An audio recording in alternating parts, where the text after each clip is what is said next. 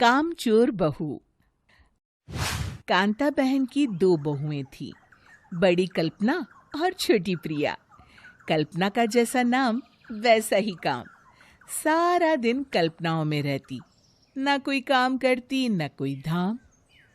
अरे कल्पना बहू, जरा अच्छी सी चटनी पीस दे, आज कुछ मजेदार खाने का मन है।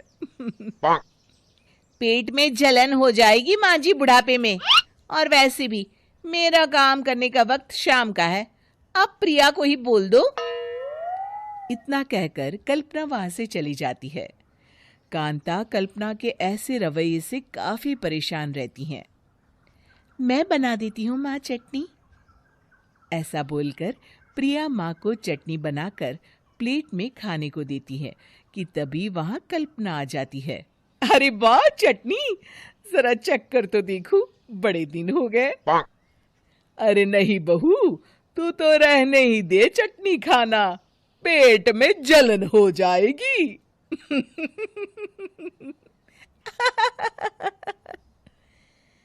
इतना कहकर कांता और प्रिया दोनों हंसने लगते हैं। कल्पना सारा दिन या तो मोबाइल में यूट्यूब देखती या फिर सोती रहती। उसका कमरा भी बिखरा और गंदा रहता।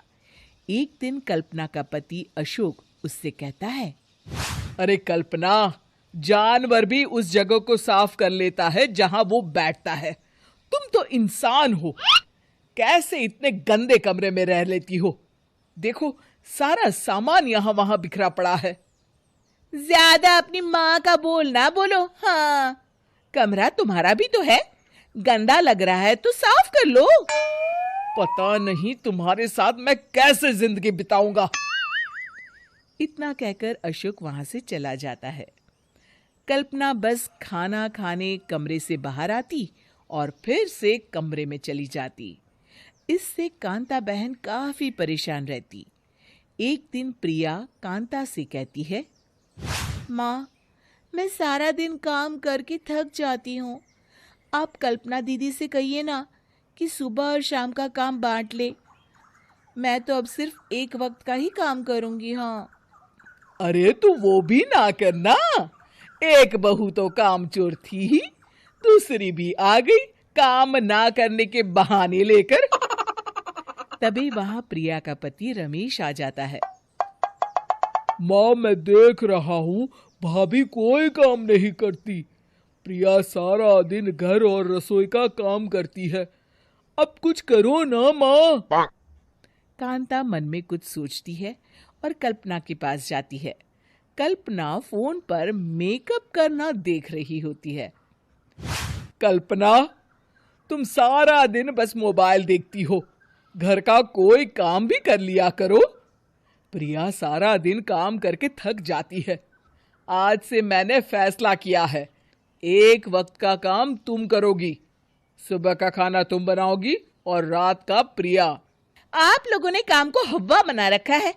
अरे पता नहीं थोड़ा सा ज्यादा काम करने में आप लोग घबरा क्यों जाते हैं। और हाँ, बहुत ज्यादा प्रिया की तारीफ मत करिए मेरे सामने, बड़ी बहू तो मैं ही रहूंगी।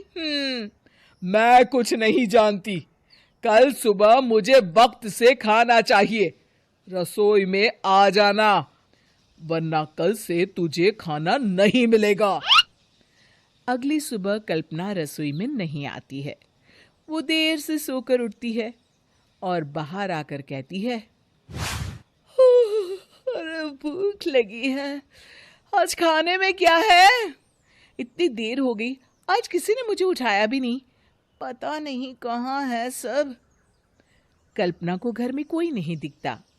वो रसोई की तरफ जाती है जहां बड़ा सा ताला लगा होता है। अरे रसोई में ताला! ओ, मैं तो भूल ही गई थी, माँ ने आज से सुबह का खाना मुझे बनाने को कहा था। हे भगवान, इतने लोगों का खाना बनाना क्या आसान है? तभी घर के सारे सदस्य बाहर से वापस आते हैं। वाह माँ जी, मजा आ गया छोले भटूरे खाकर। मेरे मुंह में तो अभी भी स्वाद आ रहा है। अरे कल्पना, तेरे भरोसे रहते तो हम तो भूखे ही रह जाते। कल्पना को बहुत गुस्सा आ जाता है। अब बहुत हो गया, आज से मैं अपनी रसोई अलग कर रही हूं। मैं अपना खाना खुद बना लिया करूंगी। कल्पना अपनी रसोई अलग कर लेती है, पर आए दिन उसका देर से उठना और काम न करने की आदत से वो भूखी ही रह जाती थी। उसी के सामने घर के लोग अच्छे अच्छे पकवान खाते और कामचोर कल्पना को जैसे तैसे ही खाना बनाकर खाना पड़ता। पर एक दिन तो हद ही हो गई। माँ, दीदी आज सुबह से कमरे से बाहर नहीं निकली, हमें जाकर देखना चाहिए। सो रही होगी कामचोर कहीं की, पर तुम कहती हो तो चलो देख लेते हैं उसे। कल्पना कमरे में पेट पकड़कर बैठी होती है। हाय मेरा दर्द, पेट दर्द के मारे मर रही हूं मैं।